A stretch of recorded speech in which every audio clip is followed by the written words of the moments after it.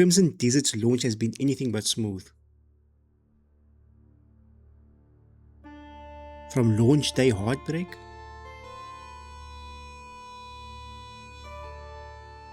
to months of patchwork survival.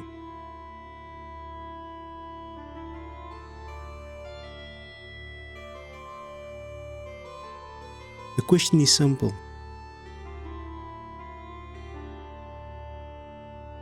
Has the dust finally settled enough to make it worth playing?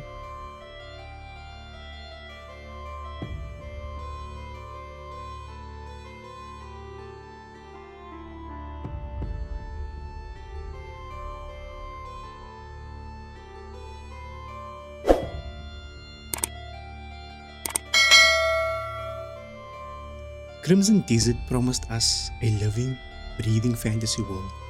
5-6 months later, after a rocky launch and countless updates, the big question now is now the time to dive in? Let's rewind the journey from hype to heartbreak to redemption and try to answer this question.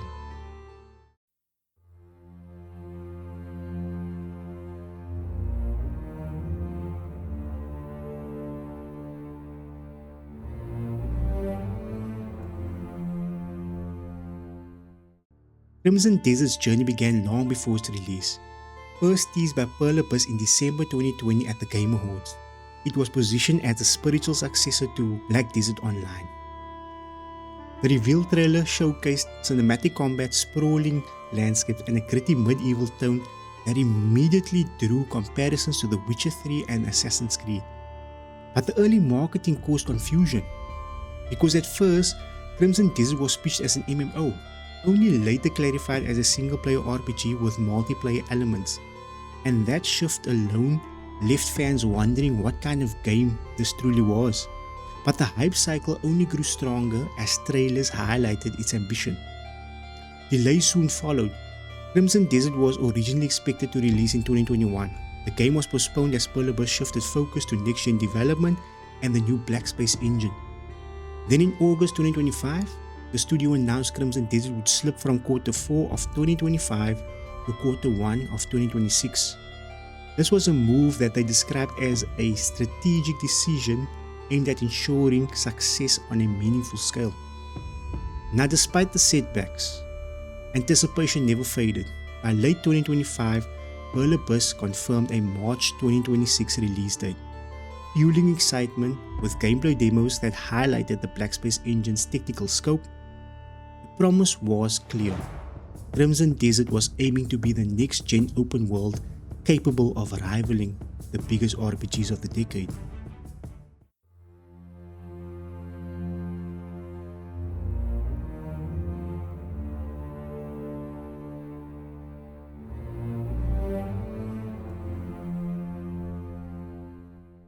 Crimson Desert launched on March 19, 2026 across all platforms.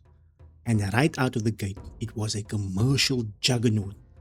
2 million copies sold in its first 24 hours, 3 million in the first week, and 5 million in under a month. Pywel had a hit on its hands.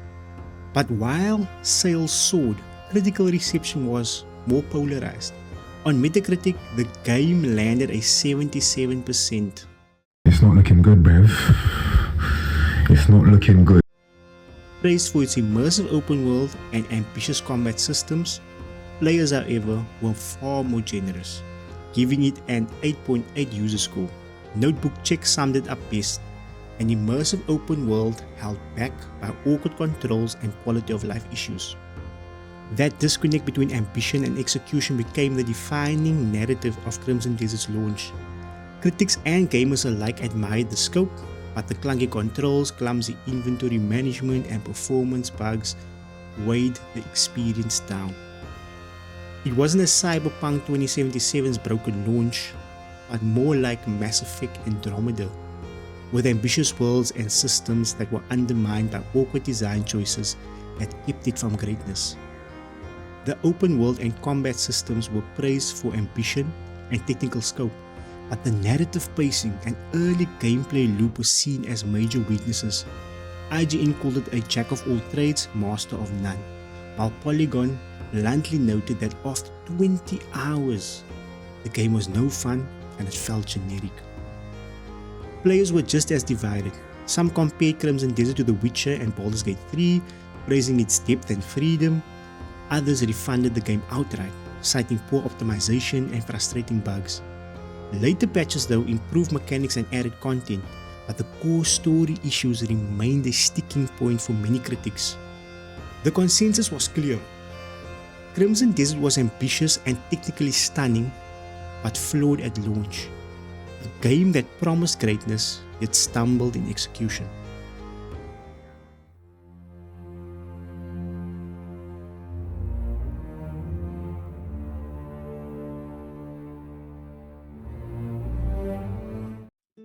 Now, the opening chapters of Crimson Desert introduces Cliff and the Greymane clan, but the first 15 to 20 hours are dominated by fetch quests, chimney cleaning, cat rescues, and repetitive errands that critics describe as chores rather than quests. These early hours drained momentum, leaving many players disengaged before the narrative even had a chance to evolve. It wasn't until the Abyss chapter that the game truly began to shine. Here, Cliff unlocked supernatural powers, puzzle mechanics were introduced, and exploration opened up in ways that finally felt meaningful. This mid-game shift was widely seen as the point where Crimson Desert actually begins, breathing life into Pywel and giving players a reason to push forward. From that point onward, every chapter delivered memorable set pieces, cinematic battles, emotional cutscenes, and striking environments. But they felt like isolated stories that were stitched together without a strong overarching thread. The revenge narrative never fully tied these arcs into a cohesive whole, leaving the bigger picture underdeveloped. Boss fights, however, stood out as some of the best design encounters of 2026. They demanded patience, mastery, and precision, rewarding players who learned their patterns. Yet the difficulty curve was grueling and unforgiving, especially when paired with repetitive regular combat. Progression often felt punishing rather than exhilarating. And then there were the pacing and interactivity issues. Narrative flow dragged between major quest hubs with long stretches of filler content. NPCs offered little cause and effect interactivity. Choices really ripped through the world. Despite Pywel's visual grandeur, the lack of deeper reactions made the world feel static, undermining the sense of immersion. In the end, Crimson Desert's story was a patchwork of brilliance and frustration. The early hours felt like chores, the mid-game finally delivered momentum, and the boss fights showcased incredible design. But uneven pacing, disjointed arcs, and shallow interactivity kept the narrative from reaching its full potential. It was unforgettable in parts, but never fully cohesive.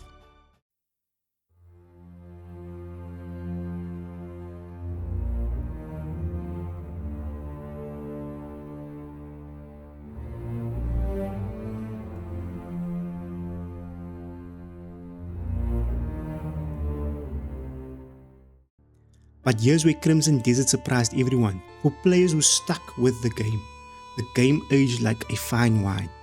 What started as a frustrating grind slowly transformed into something deeper, richer, and far more rewarding. Some players reported spending over 600 hours in the very first zone alone, praising the sheer depth and freedom it offered.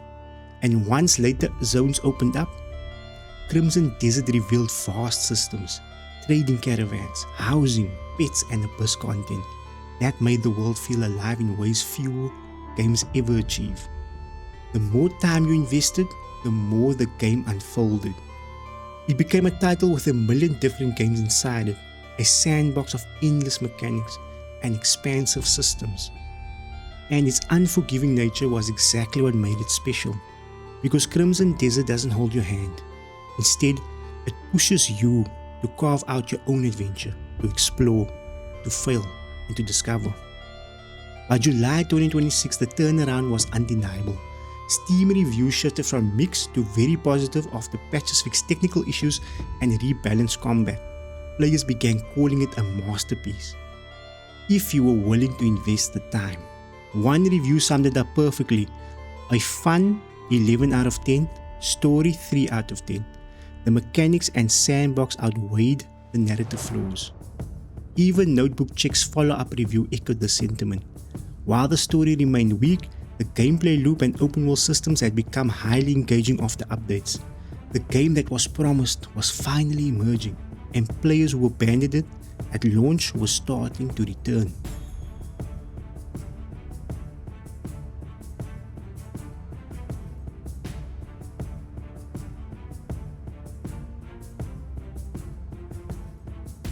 In the end, Crimson Desert became a polarizing experience. To some, it was a masterpiece, a sprawling sandbox that rewarded patience and exploration. Others, it was still a mess, weighed down by narrative flaws and punishing pacing. But one thing was clear: Crimson Desert had carved out a unique identity, one that demanded commitment and rewarded those who gave it.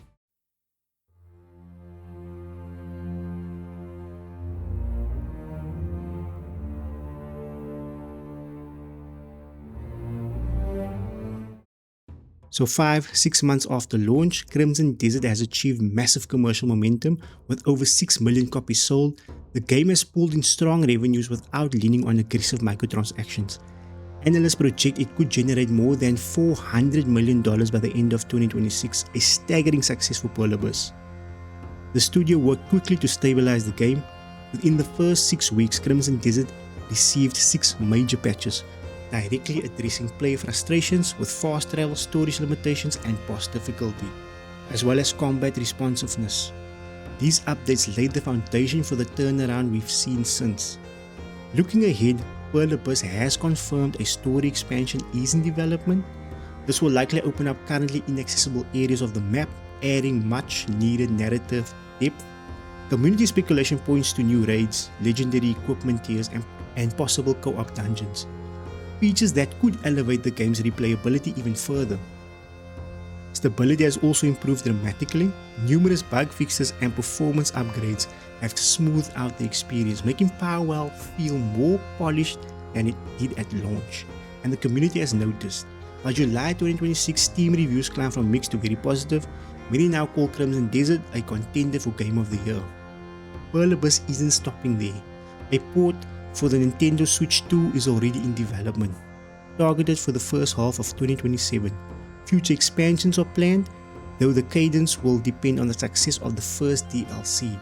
And beyond that, the company views Crimson Desert as a flagship IP, with sequels, ongoing support, and even multiplayer research on the horizon. In short, the game that launched as a flawed gem has evolved into one of the most content-rich open worlds of the year. The promised vision is finally emerging, and Pywel is treating Crimson Desert not just as a single release, but as the foundation of a long-term franchise.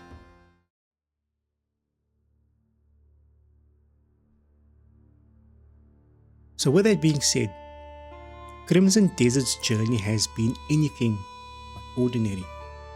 From a rocky launch to a remarkable turnaround, it has proven that persistence from both developers and players alike can reshape a game's destiny. Today, Crimson Desert stands as one of the most ambitious open worlds of the year, with systems so vast they feel like 100 different games stitched together. Pywel has made it clear that this is only the beginning. With expansions, new systems, and even a Switch 2 port on the horizon, Crimson Desert is evolving into more than just a single release. It's becoming a flagship franchise. The foundation is here, the momentum is real, and the future is wide open. Whether you see it as a masterpiece or a mess, Crimson Desert has carved out a unique identity in 2026. And as the world of Pywel continues to grow, the real story isn't just about what the game is today. It's about what it could become tomorrow. So to answer the question, is now the time to dive into Crimson Desert? My answer? Absolutely yes. With the game in its current state, it is unbelievable. It is one of the best open world sandboxes I have played since The Witcher 3. And that says something. But I'll say this again. Jump into Crimson Desert if you are willing to put in the time. Because the game becomes more rewarding the more time you put into it. Every discovery, every nook and cranny you unturn becomes more personal and it feels more rewarding with the more time you put into it. Now, with that being said, guys, this is the Crimson Desert retrospective and you are watching the lowKEY POV. If you enjoyed this video, do consider giving this video a thumbs up. It helps me, it helps the channel. These videos do take a lot of time to do, but I love doing them. Do consider heading over to my YouTube channel, checking out my other videos, my other retrospectives, my other gaming discussions and gaming news. Consider subscribing to the channel and become a part of the Key Circle. And if you've been here since day one, let me know in the comments down below what video it was that made you subscribe. Let's get talking in the comments. Let me know if you have played Crimson Desert, or if not, or if this video might have persuaded you to jump in. But until next time, guys, I appreciate you for watching and I appreciate your support, and I'll catch you on the next video. Until next time, happy gaming. Peace.